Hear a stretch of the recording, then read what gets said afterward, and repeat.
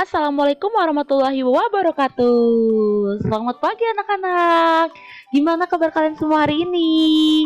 Wah, senang sekali ya. Akhirnya kita bertemu di pembelajaran dari hari pertama kelas 5 SD Negeri 1 Kalitapen bersama Bu Neisa Dika Putri. Wah, senang sekali akhirnya Bu Neisa bisa belajar bersama dengan kalian.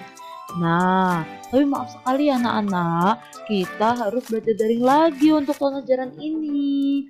Karena untuk memutus mata rantai penularan COVID-19, kita memang harus di rumah dulu, mengikuti saran dari pemerintah. Tapi meskipun kita di rumah, kita jangan lupa untuk mematuhi protokol kesehatan. Di antaranya, menjaga jarak, mencuci tangan, memakai masker, makan makanan yang bergizi, dan berolahraga. Nah, berbicara tentang olahraga, kalau olahraga itu biasanya melibatkan apa sih? Benar sekali. Melibatkan organ gerak ya pastinya ya. Ada lari di tempat, kemudian ada rentangkan tangan. Nah, itu kan melibatkan organ gerak ya sayang ya. Pas banget sama pelajaran kita hari ini. Di tema 1, subtema 1 pembelajaran 1 tentang organ gerak hewan dan manusia. Tapi sebelum kita bahas organ gerak hewan dan manusia, alangkah baiknya kita berdoa dulu. Berdoa dimulai.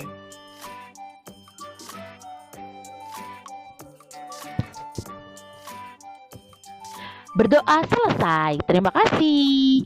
Nah, oke anak-anak, hari ini kita belajar tentang organ gerak hewan dan manusia. Jangan lupa untuk LKS tema 1 kalian disiapkan. Sembari melihat video ini, duduk yang baik. Bu Guru sengaja bersembunyi wajahnya buat kejutan kalian. Oke, sekarang Bu Guru mau menjelaskan tentang organ gerak. Nah, tadi kan kita sudah berbicara tentang olahraga ya sayang ya. Di masa pandemi seperti ini pasti kalian juga sering olahraga kan? Entah itu senam ataupun lari pagi atau mungkin bersepeda. Nah, kegiatan-kegiatan olahraga yang kita lakukan untuk membuat sistem imun kita meningkat itu melibatkan yang namanya organ gerak. Nah, organ gerak itu apa sih? Ada yang tahu? Siapa yang tahu? Pengertian organ gerak itu apa sih gitu? Oke, kalau belum ada yang tahu, Bu Guru kasih tahu ya. Oke anak-anak. Organ gerak adalah alat-alat gerak pada makhluk hidup. Dalam hal ini berarti hewan dan manusia ya, karena kita sedang membahas hewan dan manusia. Oke, yang berfungsi untuk apa? Yang berfungsi untuk berjalan, berlari, melompat, dan berenang. Nah, organ gerak ini itu banyak sekali fungsinya sayang ya. Nah, organ gerak yang terus berjalan itu akhirnya tersusun menjadi suatu sistem gerak. Organ gerak pada hewan dan manusia itu punya kesamaan. Kesamaannya apa sih? Keduanya memiliki yang namanya alat gerak. Alat gerak itu ada apa aja? Ini ada alat gerak aktif dan ada alat gerak pasif. Oke, sekarang kita akan belajar mengenai alat gerak aktif dan pasif. Ya, alat gerak aktif. Alat gerak aktif itu diartikan sebagai alat gerak yang bisa bergerak sendiri dan bisa juga mempengaruhi alat gerak pasif. Jadi si alat gerak aktif ini selain dia bisa bergerak sendiri, dia juga mempengaruhi alat gerak pasif. Contohnya apa? Contohnya otot. Kenapa? Karena si otot ini otot nih punya senyawa kimia yang bisa menyebabkan kita bergerak. Nah, otot itu melekat pada tulang ya sayang ya. Jadi otot itu nempel sama tulang ya. Nah, hal inilah yang menyebabkan otot itu bisa mempengaruhi tulang. For the information, tulang itu adalah alat gerak pasif. Oke, nah karena tulang adalah alat gerak pasif, maka dalam bergeraknya dia itu dipengaruhi oleh apa? Oleh otot. Betul sekali ya. Nah, ini adalah otot dan ini adalah tulang. Otot itu nempel ke tulang. Ini tulang, ini otot. Nah, tulang disebut alat gerak pasif karena kalau tanpa gerakan otot, dia nggak dapat melakukan gerakan. Jadi dia itu sangat dibantu oleh otot.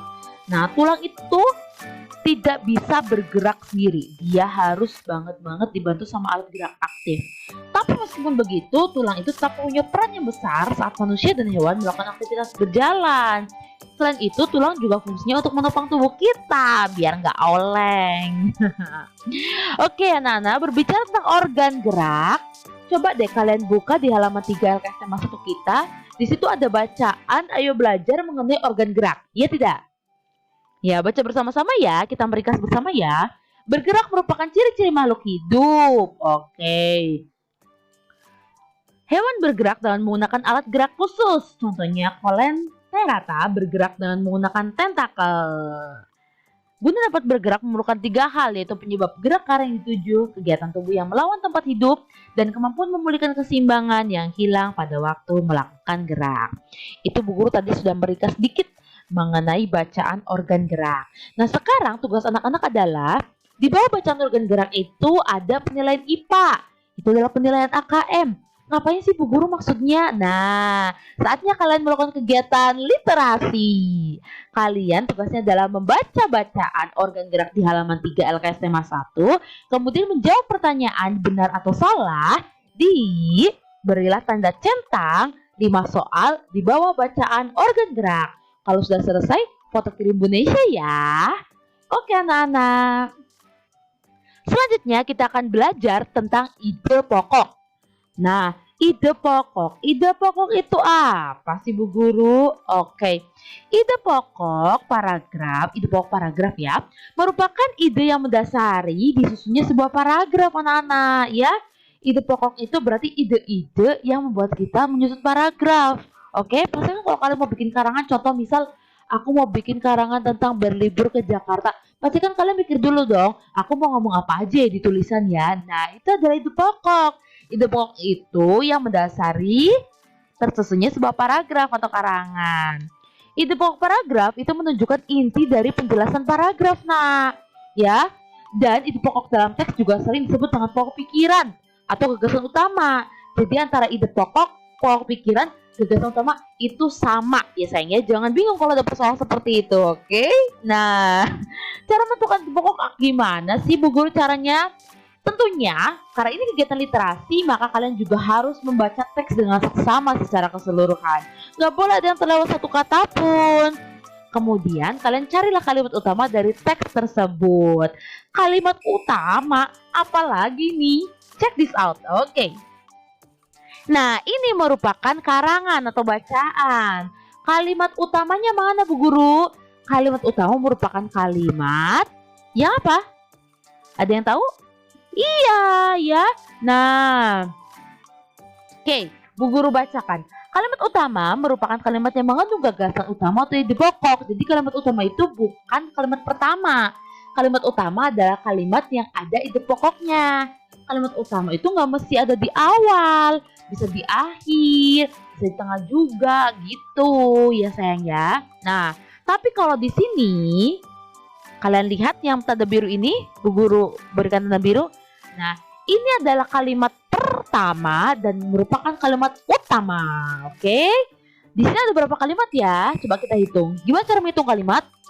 Pintar, dari titik ke titik. Oke. Dari gurita sampai pintar, titik ya, itu kalimat ke 1. Good job. Dari hal itu sampai kuat, itu kalimat ke 2. Good job. Dari gurita sampai sama, itu kalimat ke 3. Hebat.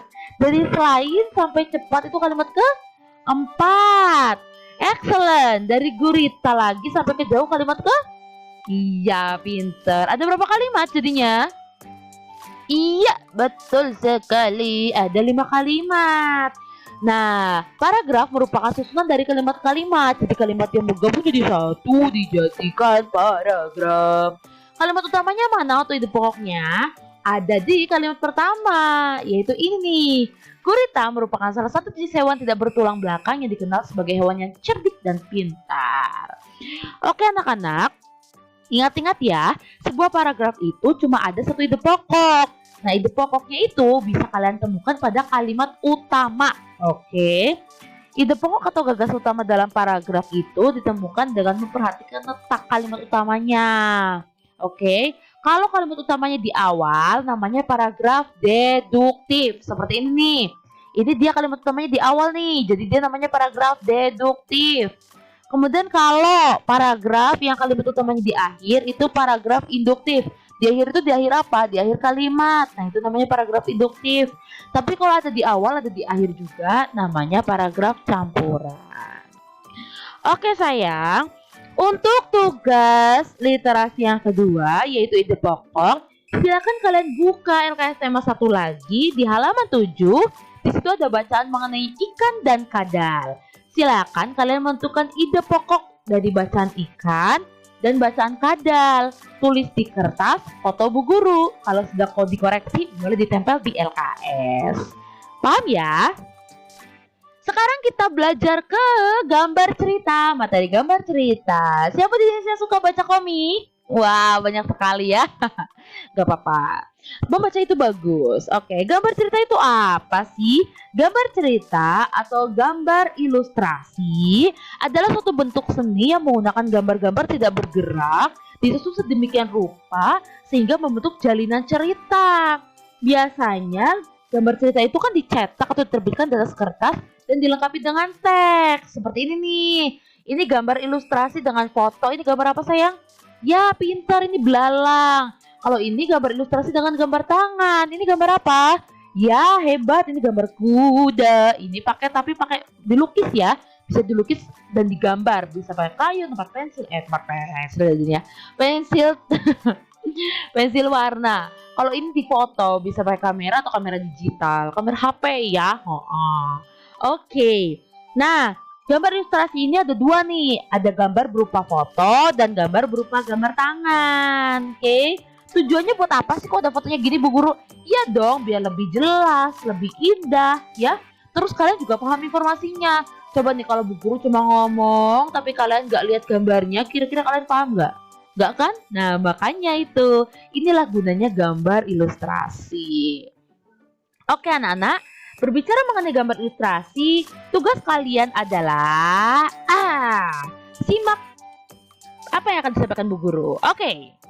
Bu Guru akan menyampaikan alat gerak hewan dan fungsinya. Nanti ini berhubungan dengan tugas kalian di halaman 6 LKS tema 1. Di penilaian IPA yang amati hewan berikut, tentukan organ gerak dan fungsinya. Di situ ada gambar ikan, burung, katak, dan domba. Oke, sekarang kita bahas bersama. Ikan itu, ada yang mau kenalan nih? Halo teman-teman, namaku Ikan. Alat gerakku adalah sirip dan ekor. Fungsinya untuk berenang. Oke, tepuk tangan buat Bapak Ikan. Ada yang kedua nih, Amfibi. Halo teman-teman, namaku Amfibi. Aku bergerak dengan kaki. Fungsinya untuk berjalan, melompat, dan berenang. Tepuk tangan buat Bapak Amfibi. Selanjutnya ada reptil. Halo teman-teman, namaku Reptilia. Alat gerakku kaki. Untuk si buaya, kalau ular pakai otot perut, kalau penyu pakai kaki dayung. Fungsinya untuk berjalan, merayap, memanjat, dan berenang. Oke. Tadi ada burung. Halo teman-teman, aku burung. Aku bergerak dengan sayap untuk burung kakak tua. Tapi kalau burung unta bergeraknya pakai kaki. Kenapa? Fungsinya untuk berjalan, berlari, terbang, dan berenang. Terima kasih teman-teman. Oke, terima kasih Bapak Burung. Yang terakhir ada Mamalia. Halo teman-teman, namaku Mamalia. Aku bergerak dengan kaki. Sama aku dan teman-temanku ya, kerbau, sapi, kuda itu bergeraknya pakai kaki. Tapi kalau paus sama lumba-lumba, dia bergeraknya pakai sirip. Fungsinya untuk berjalan, berlari, melompat, dan berenang. Oke, good job. Nah, tadi kan anak-anak sudah mendengar penjelasan dari Bapak Ikan, Amfibi, Reptilia, burung, dan Mamalia. Sekarang anak-anak buka LKS tema 6. Kerjakan penilaian IPA KD 3.1 dan 4.1 ya di halaman 6 ya. Di situ ada gambar ikan, burung, katak, dan domba. Silakan diisi berdasarkan materi yang sudah Bu Guru jelaskan. Oke sayang. Nah, hari ini kita sudah belajar banyak sekali ya. Ide pokok, gambar ilustrasi, ya, kemudian organ gerak hewan. Jangan lupa 3 tugas hari ini dikerjakan. Terima kasih sayang-sayangku semuanya. Bu Nesya pamit. Kita bertemu di pelajaran selanjutnya. Berdoa dulu sebelum selesai. Terima kasih. Wassalamualaikum warahmatullahi wabarakatuh.